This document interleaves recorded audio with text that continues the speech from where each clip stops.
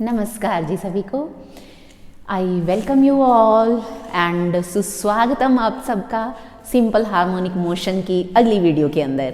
पिछली वीडियोस में हम सब ने डिस्कस किया what is the basics of motion, कितने टाइप की मोशंस होती हैं और किस किस क्राइटेरिया पर हम कितने कितने टाइप की मोशंस जो हैं वो कैटेगराइज करते हैं, उन सब को डिटेल में डिस्कस किया। हार्मोनिक मोशन क्या होती है वो डिस्कस किया, कौन सा मैथमेटिकल फंक्शन उसको रिप्रेजेंट करता है and then what is simple harmonic motion, और उसके बाद उसकी equation, variation of force, velocity, acceleration with displacement and with time, ये सब हम डिस्कस कर चुके हैं along with the numerical problems जो कि प्रोबेबल रहती हैं। And we have already discussed that simple harmonic motion can be expressed as projection of uniform circular motion. मतलब जो सिंपल हार्मोनिक मोशन है वो यूनिफॉर्म सर्कुलर मोशन का एक स्पेशल केस ही होती है। सो हम उस तरीके से सारी बातें करके आ चुके हैं। So today we are going to discuss the types oscillator. Oscillator क्या होता है? A body which oscillates या which represent to and fro motion is called oscillator. Oscillator भी अलग अलग कैटेगरीज के रहते हैं। मैकेनिकल ऑसिलेटर होता है, इलेक्ट्रिकल ऑसिलेटर होता है। मैकेनिकल मतलब रिलेटेड टू मोशन, जिसके अंदर कुछ पार्ट जो है, कोई ना कोई चीज़ जो है वो मूविंग हो, उसको हम बोलते हैं मैकेनिकल ऑसिलेटर। और इलेक्ट्रिकल जहाँ पर इलेक्ट्रिसिटी इन्वॉल्व हो, ऐसी सिटी जहाँ आप एंटर नहीं कर सकते, इलेक्ट्रिसिटी। सो इलेक्ट्रिकल ऑसिलेटर जिसके अंदर इंडक्टर कैपेसिटर होते हैं, चार्ज होता है, वो इधर से उधर, मैं यहाँ चला मैं वहाँ चला, चार्ज करता रहता है, करंट करता रहता है, एनर्जी करती रहती है, कभी इलेक्ट्रिक फील्ड कभी मैग्नेटिक फील्ड। तो वो सब हम आगे आगे बढ़ते जाएंगे और वीडियो पर वीडियो काम करते चले जाएंगे, पढ़ते चले जाएंगे, सब डिस्कस करेंगे। आज हम यहाँ पर डिस्कस करेंगे मैकेनिकल ऑसिलेटर। और मैकेनिकल ऑसिलेटर में भी वेरियस टाइप्स होती हैं कि किस टाइप का जो ऑब्जेक्ट है जिसको आप ऑसिलेट करवा रहे हैं, जो to and fro motion execute करता है। Basically there is a mass, कोई एक ऑब्जेक्ट होता है, कोई एक ब्लॉक हो सकता है, कोई एक बॉब हो सकता है जो कि आगे पीछे टू एंड फ्रो इधर उधर मूवमेंट करता है, उसको हम बोलते हैं मैकेनिकल ऑसिलेटर। तो you can say that in mechanical oscillator there is a mass which execute to and fro motion. तो मैकेनिकल ऑसिलेटर क्या रहता है? एक मास होता है जो to and fro motion execute करता है। इसमें हम सिंपल पेंडुलम मतलब a bob attach to a thread, massless thread, उसकी एग्जांपल भी ले सकते हैं, हम मास स्प्रिंग सिस्टम की एग्जांपल भी ले सकते हैं। So today we are going to discuss the example of mass spring system. तो हम लोग क्या करेंगे कि और एक बहुत इंपॉर्टेंट बात जो मैं हमेशा कहती रहती हूँ कि अगर आपको कोई भी आर्टिकल, कोई भी क्वेश्चन एग्जाम में अटेम्प्ट करना है तो आपको एक हायरार्की के अंदर, आपको एक सिस्टम के अंदर चीज़ों को लिखना होता है, फैला देना होता है अपनी शीट पर। और फैलाने का मतलब ये नहीं कि आप इधर उधर कैओस सा मचा दें, ऐसा कुछ नहीं है। आपको एक सिस्टमैटिकली वे के अंदर जो अटेम्प्टेशन है वो करनी होती है। You will first of all write introduction, principle, construction, कोई अजम्पशंस हैं वो, theory and working and applications, drawbacks, whatever जो कुछ भी है वो उसके बाद आ जाएगा। सो पहले आप लिखेंगे इंट्रोडक्शन, इसकी जहाँ पर आ जाएगी definition. Mechanical oscillator contains a mass which execute to and fro motion. Along straight line आप कह सकते हैं, अलॉन्ग शॉर्ट स्ट्रेट लाइन आप कह सकते हैं, under the action of inertia and elasticity. Very important, इसकी डेफिनेशन में आप लोगों को लिखना होगा। जैसे मैं हमेशा कहती हूँ, I will keep on dictating the things and you just note down on your notebook and in the end you will be having readymade notes in your hand. So mechanical oscillator contains a mass executing to and fro motion under the action of inertia and elasticity। वो एक Bob भी हो सकता है, एक छोटा सा इतना सा प्यारा सा गोला भी हो सकता है जो इधर उधर बर्फ का गोला नहीं, मेटल का गोला हो सकता है जो इधर उधर मूवमेंट करता है, just like clock of pendulum of clock clock of pendulum नहीं, पेंडुलम ऑफ क्लॉक। और दूसरा होता है स्प्रिंग मास सिस्टम, जो एक वॉच रहती है उसके अंदर भी ऑसिलेशंस होती हैं, मैकेनिकल ऑसिलेटर ही होता है।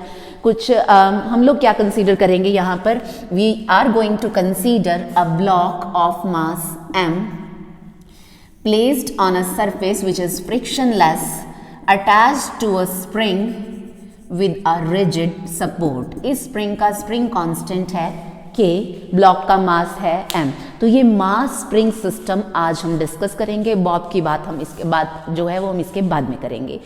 तो मैं फिर से कह रही हूँ, आप लोगों को पहले यहाँ पर मैकेनिकल ऑसिलेटर की डेफिनेशन लिखनी होती है एंड आप कहेंगे कि a block of mass m या particle of mass m which execute to and fro motion under the effect of inertia and elasticity is termed as mechanical oscillator. उसके बाद आपको यहाँ पर बात करनी होती है प्रिंसिपल की, सिद्धांत। बिना प्रिंसिपल्स के फिजिक्स आपसे बात करना पसंद नहीं करती और फिजिस्ट भी नहीं। So principle, a mechanical oscillator is basically based on two principles. मैंने इंट्रोडक्शन के अंदर भी बात करी, इलास्टिसिटी एंड इनर्शिया। सो वही दो चीज़ें हम यहाँ पर भी बात करेंगे। Mechanical oscillator is based on Hooke's law of elasticity. Elasticity के अंदर आपने हुक्स का नेम बहुत सुना होगा। According to this Hooke's law of elasticity, a restoring force is produced in a compressed or stretched spring and that force is directly proportional to extension or compression produced in the spring। मैंने जो बोला आप उसको लिख लीजिए, repeat करके लिख लीजिए। According to Hooke's law of elasticity, restoring force is developed in compressed or stretched spring and that is directly proportional to the negative of rather extension or compression produced। कि ये F restoring force है, ये directly proportional to minus of X। X is compression or extension produced in the spring। एक spring है यहाँ पर, इस तरीके से आपने उसको दबाया, वो वापस आना चाहेगा, वो आपको जोर का झटका देगा, जोर का झटका जोर से ही देगा। और अगर आपने उसको खींच लिया तो वो वापस वहीं पर जाना चाहेगा। दैट इज बेसिकली इलास्टिसिटी की object wants to regain its original shape. तो इसके ऊपर बेस्ड है ये। और सेकंड रहता है Newton's law of inertia, Newton's first law, या जिसको हम न्यूटन्स लॉ ऑफ इनर्शिया भी बोलते हैं, कि in the absence of any external force a body tries to maintain its state of rest, motion और डायरेक्शन। इन दोनों को सिर्फ हेडिंग देकर नहीं, आप मैंने जो आगे बोला इनकी स्टेटमेंट आप वो भी लिखिए, अगर if it is a long question, long answer question in examination. तो ये प्रिंसिपल लिखने के बाद हम बात करेंगे कंस्ट्रक्शन की। कंस्ट्रक्शन में आप लोग लिखेंगे consider a block of mass m attached to a spring of spring constant k with a rigid support placed on a frictionless floor। ये होगी कंस्ट्रक्शन। कितनी सिंपल सी कंस्ट्रक्शन है, एक ब्लॉक है, एक स्प्रिंग है, बाकी जिनके ऊपर रखना है, जिनके साथ चिपकाना है वो चीज़ें हैं। सो असेसरीज जिनको हम बोलते हैं। सिर्फ इतना सा हमारा छोटा सा प्यारा सा क्यूट सा सिस्टम है। अब हम बात करेंगे उसके बाद अजम्पशंस की। यहाँ पर मैंने बार बार एक बात कही कि ये जो ब्लॉक पड़ा हुआ है it is placed on a frictionless floor. मैं बार बार बात यहाँ कर रही थी, that is basically assumption. So friction between this mass and this floor is neglected here, क्योंकि ऐसा होता नहीं है कि फ्रिक्शनलेस कोई भी फ्लोर हो, लेकिन अगर मैंने फ्रिक्शन भी कंसीडर किया तो मुझे उसको भी अपने मैथमेटिक्स के अंदर इंक्लूड करना पड़ेगा and it will become little bit complex. तो हम लोग सिंप्लिसिटी से कॉम्प्लेक्सिटी की तरफ जाएंगे। This is the fundamental approach of physics, that is the beauty of physics. तो देखिए, इसलिए हम यहाँ पर फर्स्ट अजम्पशन क्या रहेगी, the friction between this block of mass m and this floor is neglected. Second assumption यहाँ पर आप क्या लेंगे कि mass of this spring is neglected, कि ये जो स्प्रिंग है ये भी इतना पतला, इतना छोटू सा होगा कि इसका इतना हल्का होगा कि इसका मास हम लोग कंसीडर नहीं करेंगे। इन दो अजम्पशंस के बाद, मैं फिर कह रही हूँ कि मैं जो बोलती जा रही हूँ आप लोग इसको लिखते जाइए। इन दो अजम्पशंस के बाद आप लोगों को लिखनी होती है वर्किंग। थ्योरी की बात हम बाद में करेंगे। So first of all we will be discussing the working. Working के अंदर आप लोग, पहले मैं समझा देती हूँ कि आप लोग क्या करेंगे। Suppose this is x is equal to 0 and this is the mean position of this block. आप लोग यहाँ से स्टार्ट कर सकते हैं। Suppose x is equal to 0 या O point is the mean position of this block. When you will pull this block up to point A, this is amplitude. If you will pull this block up to point A, this spring will be stretched. And because of this stretching, and according to Hooke's law of elasticity, elasticity will appear and a restoring force will act that will try to pull back this mass m towards equilibrium position O. तो यहाँ पर आकर इसके ऊपर elasticity ने काम करना शुरू कर दिया। When it will reach to its mean position, because of inertia, it will overshoot this position and reach at point this one. If this is x dash and this is x, it will reach up to point x. And now at this point spring will be compressed. And when spring will be compressed, again restoring force will come into picture and that will try to pull apart the block M. फिर से restoring force आएगी, वो इस block को इधर लेकर जाएगी and again due to inertia it will overshoot this position. So at this position inertia dominates and at these positions elasticity dominates. So in this way, under the action of inertia and elasticity, this block keeps on oscillating or keeps on moving between the positions x dash and x. These x dash and x are termed as extreme positions and this point O is termed as mean position. ये आपने लिख लिया जो मैंने बोला. जिसने नहीं लिखा, जिस महानुभाव ने, आप पीछे जाइए, वीडियो को थोड़ा पीछे धकेलिए. कितनी एक ब्यूटी है इस प्लेटफॉर्म की कि आप रिवाइंड कर सकते हैं लेक्चर को. आप पीछे जाइए, फिर से उसको नोट कर लीजिए. Let me make you understand what we have written. कि आपने इस ब्लॉक एम को पकड़ा, यहाँ तक लेकर आए, इस बेचारे को खींचा. जैसे ही आपने इसको खींचा, स्प्रिंग खींच गया. स्प्रिंग के अंदर इलास्टिसिटी की वजह से रिस्टोरिंग फोर्स आ गई. वो रिस्टोरिंग फोर्स इस स्प्रिंग को वापस लाने की कोशिश करेगी. अब क्योंकि मास तो बेचारा स्प्रिंग के प्यार में पड़ा हुआ है, उसके साथ जुड़ा हुआ है. अगर स्प्रिंग वापस आएगा तो मास उसके साथ वापस आएगा. सो इलास्टिसिटी की वजह से मास वापस आना शुरू हो जाएगा. जैसे ही यहाँ पर पहुंचेगा, क्योंकि वो पीछे से बेचारा चलता आ रहा है, उसके पास काइनेटिक एनर्जी है. So because of that inertia it will overshoot. ये यहाँ से निकलकर यहाँ पहुंच जाएगा. जैसे ही यहाँ पर पहुंचेगा तो स्प्रिंग कंप्रेस हो जाएगा. स्प्रिंग जब कंप्रेस होगा, फिर से उसमें इलास्टिसिटी आएगी, रिस्टोरिंग फोर्स आएगी और रिस्टोरिंग फोर्स उसको वापस खींचने की कोशिश करेगी. और रिस्टोरिंग फोर्स क्या होती है? F is proportional to minus of x. Minus of x मतलब कि जिस डायरेक्शन में डिस्प्लेसमेंट है, रिस्टोरिंग फोर्स उसको अपोज करती है. हमने पिछली वीडियोस के अंदर भी बात करी कि आपने जब डिस्प्लेसमेंट इधर दी दिस एक्स, तो रिस्टोरिंग फोर्स इस डायरेक्शन में आई, वापस लेकर आने की कोशिश कर रही थी. यहाँ पर आकर डिस्प्लेसमेंट इधर थी, तो रिस्टोरिंग फोर्स इस डायरेक्शन में आने की कोशिश करती है. So basically these are opposing, that is why this negative sign appears here. तो ये लिखने के बाद आपको यहाँ पर एनर्जी की बात भी करनी होगी. आपको क्या कहना होगा कि when this block is pulled at position x dash, by pulling this block we have done some work on it. इसको खींचते हुए हमने इसके ऊपर कुछ काम किया. That work is stored as its potential energy. When we release this block, it will start moving and that potential energy is converted into its kinetic energy.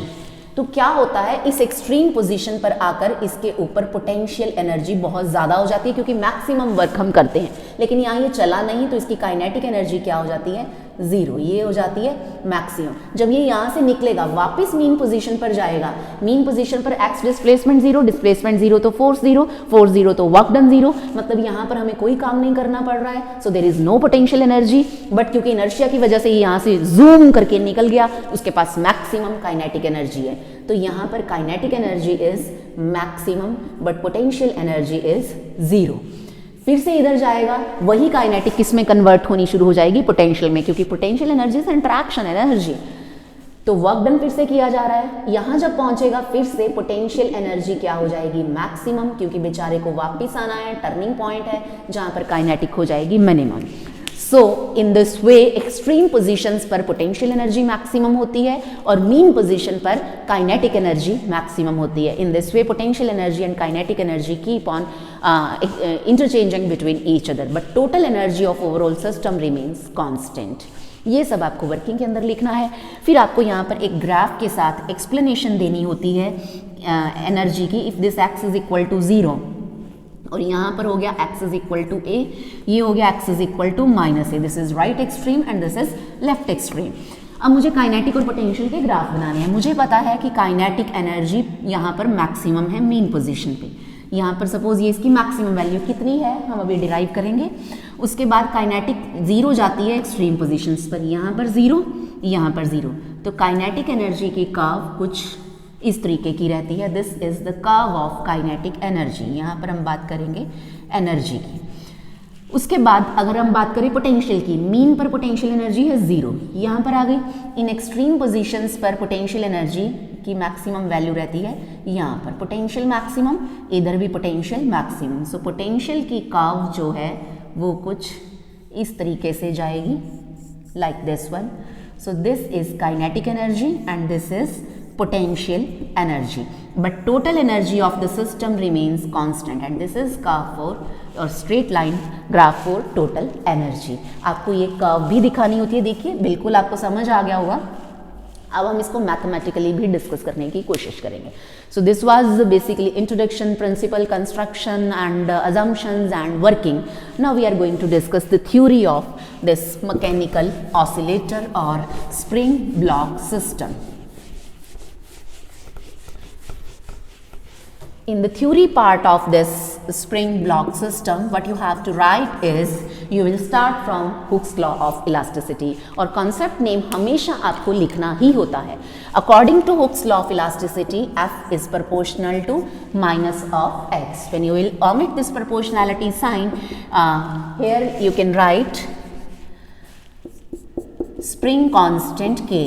Constant of proportionality is spring constant K।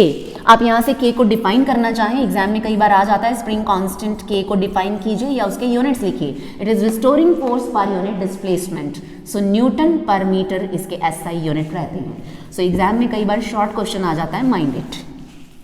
F is equal to minus KX, ये हो गया। और ये according to Newton second law of motion, F can be written as m into a if mass is constant, तभी होती है ये statement, otherwise ये नहीं होती है। dp/dt हमें लेना होता है, फिर करेंगे वो बातें। ma is equal to minus kx and acceleration is double order derivative of displacement d2x by dt2 is equal to minus kx। ये बातें हम पीछे भी करके आ चुके हैं। m d2x by dt2 plus k x equal to 0। अगर मैं थ्रू आउट m से डिवाइड कर दूं, d2x by dt2 plus k by m into x equal to 0, ये इक्वेशन मेरे पास यहाँ पर आ गई है। अब देखिए यहाँ पर क्या है कि लेट मी इरेज दिस, मैं थोड़ा आगे चलूँगी। इस इक्वेशन को I will compare with the general equation of SHM d2x by dt2 plus omega naught लिखेंगे हम यहाँ पर। पिछली वीडियोस के अंदर हमने ओमेगा लिखा, आगे चलेंगे जैसे जैसे तो ये ओमेगा चेंज होने के चांसेस होंगे जब हम डैम्प्ड ऑसिलेटर करेंगे, फोर्स्ड ऑसिलेटर करेंगे। सो दैट इज व्हाई मैंने इसको ओमेगा नॉट लिख लिया, which will represent the natural angular frequency of the oscillator. तो इसके साथ इन दोनों इक्वेशंस को जब हम कंपेयर करेंगे, comparing 1 and 2, so we will get that this k by m is equal to omega naught square. या यहाँ पर आप यहाँ भी देखना चाहें, दिस इज बेसिकली, इसको अगर आप इधर लिखेंगे ये वाला कि ये SHM एग्जीक्यूट कर रहा है, हमें प्रूव भी करना होगा। d2x by dt2 was basically the acceleration जो हमने a की वैल्यू पुट करी थी, is equal to minus k by mx, और a is equal to minus k by mx। a is proportional to minus x, which is the basic condition of simple harmonic motion. हमने पिछली videos के अंदर बात करी थी कि अगर आपको चेक करना है कोई मोशन SHM है या नहीं है तो आप क्या करेंगे। अगर मैंने आपको एक रिडल दे दी, एक पजल दे दी कि चेक कीजिए ये SHM है या नहीं है, so what will you do, आप एक्सेलरेशन फाइंड आउट करेंगे या फोर्स फाइंड आउट करेंगे, फिर आप देखेंगे if it is coming directly proportional to negative of the displacement तो वो SHM है। तो यहाँ पर acceleration of this mechanical oscillator is proportional to negative of displacement, so that is why this oscillator is executing simple harmonic motion. तो इसीलिए हमने simple harmonic motion की जनरल एक्सप्रेशन के साथ इसको कंपेयर किया, तो हमारे पास ओमेगा नॉट स्क्वायर किसके इक्वल आ गया, k बाई m के। So angular frequency of this mechanical oscillator is k by m, and we know that this omega naught can be written as 2 pi nu naught, so it will be k by m, और nu is equal to 1 upon 2 pi root k by m. This is the frequency with which this mechanical oscillator will oscillate. And if you want to find out the time periods, so time period we know that it is reciprocal of linear frequency, so it is 2 pi root m by k, or we can find it by t is equal to 2 pi by omega naught, relationship between angular frequency and time period. Again it will be 2 pi root m by k, in general inertia factor upon elasticity factor. So time period of a mechanical oscillator is given by t is equal to 2 pi root के अंदर numerator के अंदर inertia factor and denominator के अंदर elasticity factor रहता है. So this was the general description of a mechanical oscillator. Now we will talk about the energy of this mechanical oscillator. So for the energy, let us not erase this graph because it can be understood even after the completion of theory part. So coming on to mathematical analysis of energy of a mechanical oscillator, and we know that total energy of a mechanical oscillator is the sum of kinetic energy and potential energy. Energy of mechanical oscillator, let us suppose UK kinetic energy and UP is the potential energy. Suppose this is equation number 3.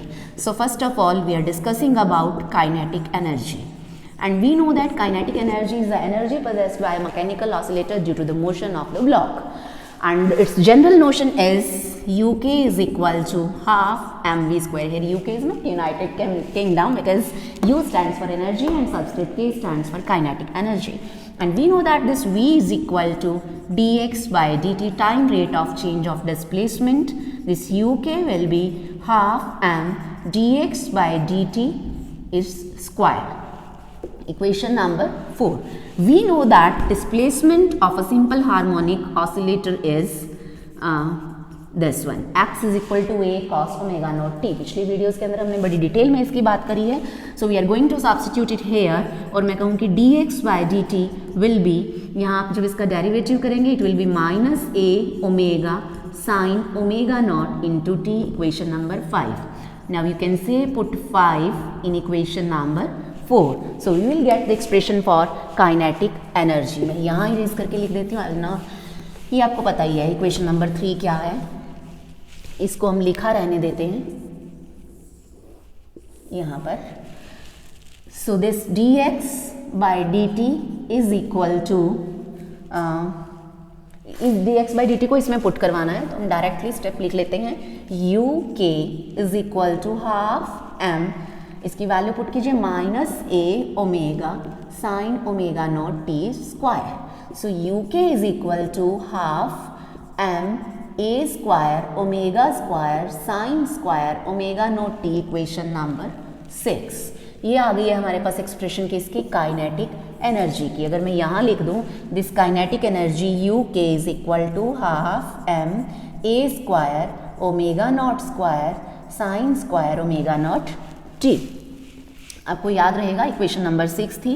उसके बाद हम बात करेंगे potential energy की. हमें potential energy भी find out करनी है, and we know that potential energy कब स्टोर होती है. हमने थ्योरी के अंदर बात करी थी कि whenever you stretch the spring और compress the spring you perform some work on it and that work done is stored as potential energy of the spring mass system. So potential energy, मान लीजिए कि आपने इस block को यहाँ से थोड़ी सी डिस्प्लेसमेंट दी, छोटी सी प्यारी सी क्यूट सी डिस्प्लेसमेंट दी dx. स्मॉल डिस्प्लेसमेंट dx देने पर भी इसके अंदर रिस्टोरिंग फोर्स F आएगी. अब ये जो रिस्टोरिंग फोर्स F है it is equal to minus k dx. कि restoring force small displacement dx देने में हमें कितना वर्क डन करना पड़ा, हम वहीं से स्टार्ट करते हैं. So small work done in displacing this block up to displacement dx. और वर्क डन किसके इक्वल होता है, force into displacement. So force F है. देखिए फोर्स इस साइड काम कर रही है, डिस्प्लेसमेंट आप उधर दे रहे हैं, दोनों में एंगल है 180 डिग्री. सो F vector dot S vector होता है, आप जब ओपन करेंगे F S cos theta. F ये है, डिस्प्लेसमेंट dx है, कॉस 180 होता है -1. So dw is equal to minus of F dx, और इस F की वैल्यू हमें पता है इट इज माइनस के एक्स dx. तो ये स्मॉल वर्क डन क्या आ गया, माइनस माइनस प्लस हो गया kx dx. When we calculate the total work done which will be equal to potential energy kx dx, limits 0 to a. यहाँ से लेकर a तक हम इसको लेकर गए हैं. आप चाहें तो इसको 0 to x भी लिख सकते हैं, कहीं तक की भी पोटेंशियल एनर्जी कैलकुलेट कर सकते हैं. So k is taken outside the integration, it is x dx. इसका हमें पता है सॉल्व करने के बाद x स्क्वायर बाय 2 आएगा, तो half k x square is the potential energy. मैं यहाँ वैल्यू रख देती हूँ इसकी, UP is equal to half k x की वैल्यू अभी थोड़ी देर पहले हमने लिखी थी, it was a cos omega naught t, इसका स्क्वायर है. सो it is half k a square cos square omega naught t. और इस k का वैल्यू हमें पता है ये कितना होता है, m ओमेगा नॉट स्क्वायर। थोड़ी देर पहले हमने बात करी थी omega naught was equal to root k by m। तो यहाँ से k किसके किलो जाएगा, आप दोनों साइड स्क्वायरिंग करेंगे, m ओमेगा नॉट स्क्वायर। तो मैंने यहाँ पुट कर दिया है cos square omega naught t, equation number 7। This is the expression for potential energy. हम यहाँ लिख देते हैं इसको, UP is equal to half m omega naught square a square cos square omega naught t. Now substituting equation number 6 and equation number 7 in equation number 3. जब आप इसमें put करेंगे तो एक बड़ी खूबसूरत सी मैथमेटिकल कहानी निकल कर आएगी। um is equal to half m a square omega square sin square omega naught t plus half m a square omega naught square cos square omega naught t। तो यहाँ से half m a square omega naught square can be taken outside, common sin square omega naught t, cos square omega naught t। We very much are aware of the fact that this value is equal to 1. Sin square theta plus cos square theta is equal to 1. So mechanical energy comes out to be half m a square omega naught square. Very much interesting.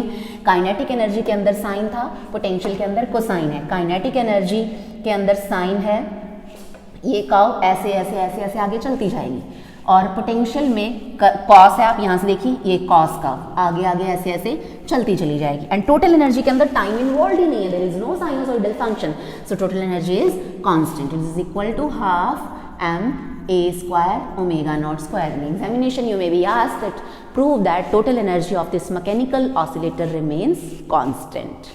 So this was basically the discussion of differential equation and energy of this mechanical oscillator.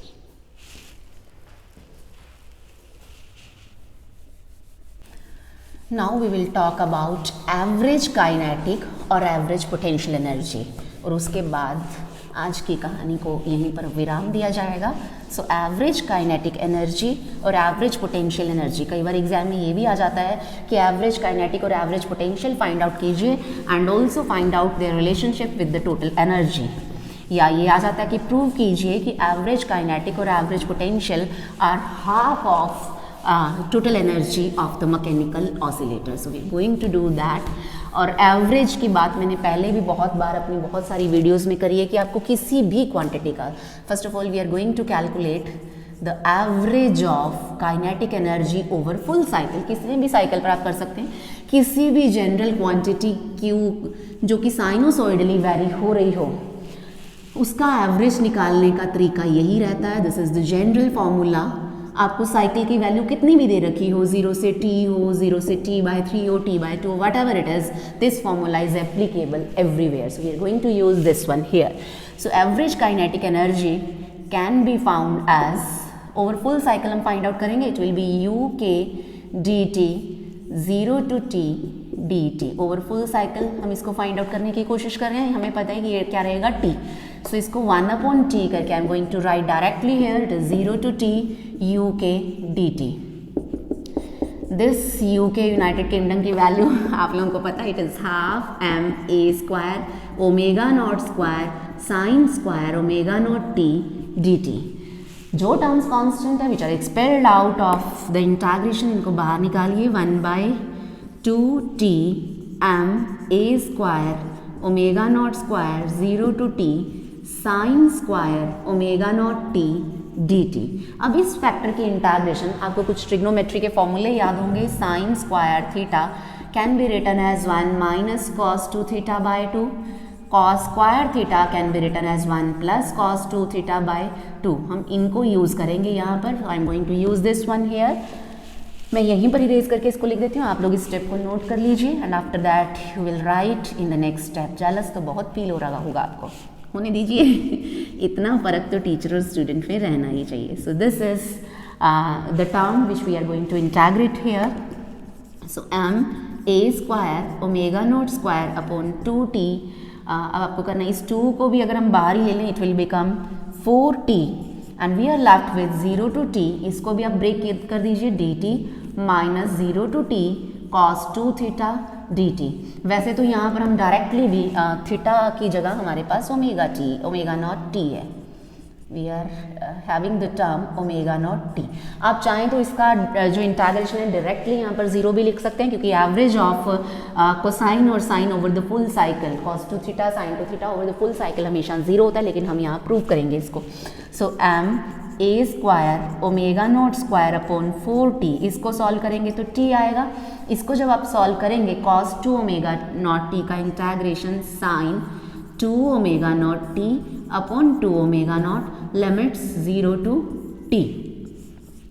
तो in the next step यहाँ पर u के बार is equal to m a square omega naught square upon 4t t minus, पहले आप upper limit put कीजिए, lower limit 0 put करेंगे sine 0 0, upper limit पहले पुट होगी तो sine 2 omega naught t upon 2 omega naught, and this omega into t हमें पता है कितना होता है 2 पाई।